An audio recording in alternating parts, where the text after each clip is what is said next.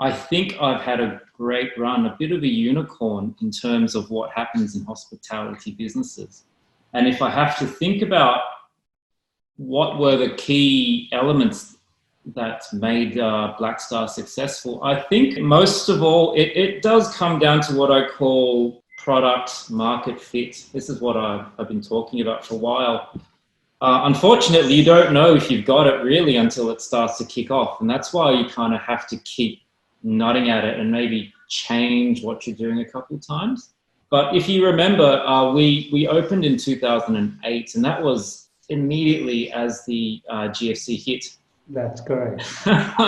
So not too dissimilar from now. I was a little bit scared that it would be the end of the business right at the beginning, but actually, as it turns out, what we were offering was exactly what the market wanted. And it was a shift away from fine dining and expensive meals and indulgence and moving towards something more authentic, still quality, but more homely.